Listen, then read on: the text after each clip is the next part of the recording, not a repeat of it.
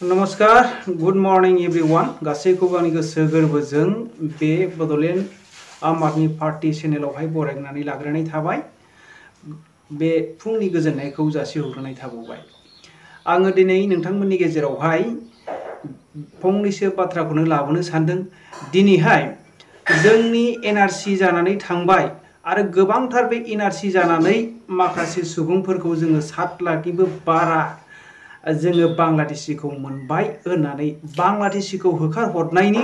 आरो जोंनिफ्राय बे हाबनानै थाफैनाय मानसिफोरखौ जोंनिफ्राय बोखारहरनायनि मोनसे माबाफोरखौ लानानै एनआरसिखौ खालामनाय जादोंमोन। बे एनआरसि सार्भेखौ खालामनाय जादोंमोन नाथाय दिनैहाय मोनसेयावबो बांलादेशि मोनसेयावबो दिनैहाय आसाम सरकार आरो बिटिसि सरकाराव थानाय गासै मानसिफोरा दिनै बेखौ मानो एफेक्सन खालामनो हायाखै। दिनै माखासे जोंनि केलन्जिया जोंनि भूमिपुत्र बे माखासे सुबुंफोरखौसो जोङो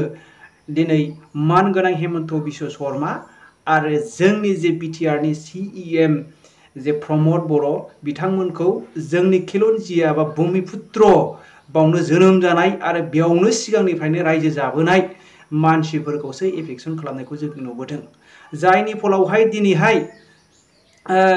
जोङो नुनो थांबाय दाख्लिनि जे जोङो नुनो मोनबाय रायजो राजाफोर थांनाय गवालपारा डिस्ट्रिक्ट दुधनियाव जे बर'नि सायाव जे बांलादेशनि सुबुंफोरा दिनैहाय नासयदों होननानै दिनै बुंनो मोनबाय आरो दिनैबो जों हेमन्त बिश्व शर्माया नैबे मिनिस्टारखौहाय थिनहरदों होननानै बुंदों नोंथांमोना सिनायखागोन नैबे आङो भिडिअ क्लिपखौ नोंथांमोनहा नायलांबाय था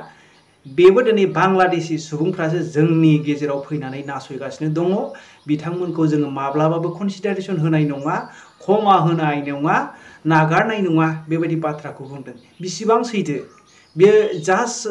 माबानायनि बिथांमोननि राजनितिकनि ओंखाम खहाबनायल' नामा बेबायदिखौ नुहुरो रायजो राजाफोर जे जोंनि नर्थ इस्टनि नायक हिसाबै बै समावहाय जोंनि सर्बानन्द सनवाला नैबे एनआरसिखौहाय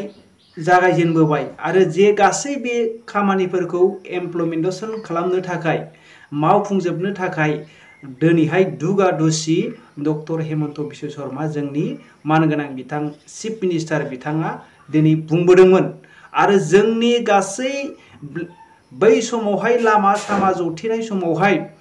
दिनैहाय गोबांथार जोंबो दङमोन बिथांमोनखौ हेफाजाब होबोदोंमोन बे गासै जोंनि जे ट्राइबेल लेन्ड ब्लकआवहाय गासै गुबुन हारि थानाय बेफोरखौ होस्रांजोबगोन आरो जोंनि बे पावार फांसनखौ लाबोजोबगोन जोङो मावजोबगोन होननानै दिनै मानगोनां प्रमद बर' बिथांमोन दिनैहाय उरखावगोरा बिथांमोन लरेन्स आरो बेबायदिनो बिश्वजित दैमारि बिथांमोनहा दिनै गाद्दियाव पावाराव थानानै बेफोरखौ मानो मावनो हायाखै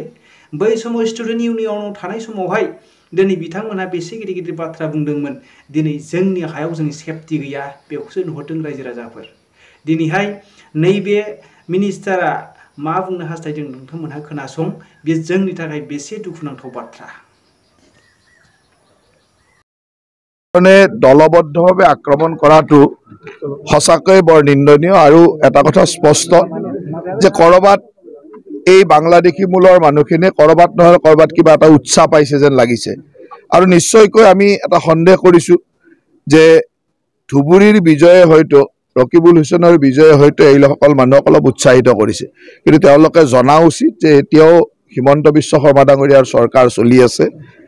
ভাৰতবৰ্ষত মোদী ডাঙৰীয়াৰ চৰকাৰ চলি আছে গতিকে খিলঞ্জীয়া লোকক সুৰক্ষা দিয়াৰ দায়িত্ব আমাৰ আৰু খিলঞ্জীয়া লোকৰ ওপৰত কোনোবা আঙুলি টুৱাব হাত দাঙিব আমি কঠোৰ হাতেৰে দমন কৰিম তাত কোনো কম্প্ৰমাইজ হ'ব নোৱাৰে আজি এই কাৰণে মই নিজে আহিছো মুখ্যমন্ত্ৰী ডাঙৰীয়াৰ নিৰ্দেশত মই ইয়ালৈ আহিছো আৰু খিলঞ্জীয়া লোকসকলক এই ধৰণে যি দলবদ্ধভাৱে আক্ৰমণ কৰিছে সেই সকল লোকৰ কিছু সংখ্যক আজি আটক কৰা হৈছে আৰু যোন ভিডিঅ' বা ইত্যাদি যিখিনি আমাৰ সাক্ষী ওলাই যে বা যিখিনি লিষ্টত ওলাই এজনো বাছি যাব নোৱাৰে সকলোকে আমি আৰক্ষীক নিৰ্দেশ দিছো যে এজনো বাছি নোযোৱাকৈ যাতে সকলোকে আটক কৰে আৰু আইনগতভাৱে ব্যৱস্থা লোৱা হ'ব আৰু এটা কথা নিশ্চিত যে আমাৰ খিলঞ্জীয়া মানুহে চিন্তা কৰিব নালাগে আমাৰ ইয়াত যিখিনি কোচ ৰাজবংশী মানুহ আছে বা ইয়াত বিভিন্ন জনগোষ্ঠীয় মানুহ আছে সেই সকলে চিন্তা কৰিব নালাগে সকলো সুৰক্ষা দিয়াৰ দায়িত্ব আমাৰ চৰকাৰৰ আছে প্ৰবচনা মানে কি হয় কেতিয়াবা এই নিৰ্বাচনবিলাকত যেতিয়া দেখিব যে 10 লাখ বাংলাদেশী মূলৰ মানুহে এজন মানুহক জিকাই দিয়ে একেবাৰে ওচৰতে, তেতিয়া মানুহে অলপ উৎসাহিত হয় আৰু সেইসকল মানুহে হয়তো উচতনি দিছে, যাৰ কাৰণে এনেকৈ খেদি অহাৰ সাহসটো পাইছে। সাধাৰণতে খেদি অহাৰ সাহস হ'ব নালাগে, কিন্তু তেওঁলোকে বুজা উচিত যে এইখন অসম, এই অসমত এনেকুৱা বাংলাদেশী মূলৰ মানুহে আমাৰ খিলঞ্জীয়া মানুহক খেদি আহি মাৰিব, ইয়াক আমি সহ্য নকৰোঁ আৰু ইয়াক কঠোৰ হাতেৰে দমন কৰিম। মেডিকেল এইটো হ'ল মেডিকেল কলেজ যেতিয়া হয় খনত চলিব লাগিব আৰু মেডিকেল কলেজলৈ কিছু কিছু ডিপাৰ্টমেণ্ট যাব। এইটো সকলো চিভিল হস্পিটেল হোৱা জেগাত এনেকুৱা ধৰণৰ কিছু পৰিৱেশ হয়, কিন্তু যেতিয়া ৰাইজে দেখা পায় তেতিয়া নিজে নিজে ঠিক হৈ যায়। ৰাইজে যেতিয়া দেখিব ইয়াতেও ট্ৰিটমেণ্ট চলিছে, মেডিকেলতো বেটাৰ ট্ৰিটমেণ্ট চলিছে, তেতিয়া নিজে নিজে ঠিক হয়। আৰু কিছুমান মানুহে এই কথাবিলাকক লৈ অলপ বিভিন্ন ধৰণে ৰাজনীতি কৰিব বিচাৰে, কিন্তু এইটো ৰাজনীতিৰ কথা নহয়। ইয়াত হ'ল কোকৰাঝাৰত এখন মেডিকেল কলেজ হৈছে, সেইটোত সকলোৱে আনন্দ কৰিব লাগে। কোকৰাঝাৰৰ মেডিকেল কলেজ এখন হৈছে, চিভিলো চলিব লাগিব, চিভিলতো চিকিৎসা চলিব, মেডিকেল কলেজতো চলিব। কিন্তু কেতিয়াবা কি হয়, চিভিলৰ কিছুমান ডিপাৰ্টমেণ্ট যেতিয়া মেডিকেল কলেজলৈকে যায়, এনেকুৱা ধৰণৰ সৰু সৰু কথা কিছুমান থাকে। কেইদিনমান পিছত যেতিয়া ৰাইজে বুজি উঠিব তেতিয়া নিজে নিজে ঠিক হৈ যাব। চাওক, অসমতো ডক্টৰহে নাই, অসমতো ডক্টৰে প্ৰডাকশ্যন কৰিব পৰা নাই। স্বাধীনতাৰ 70 বছৰত 3খন মেডিকেল কলেজৰে চলিছিল, এতিয়াতো অসমত প্ৰতিটো ডিষ্ট্ৰিক্টতে এখন এখন মেডিকেল কলেজ। গতিকে একেদিনাই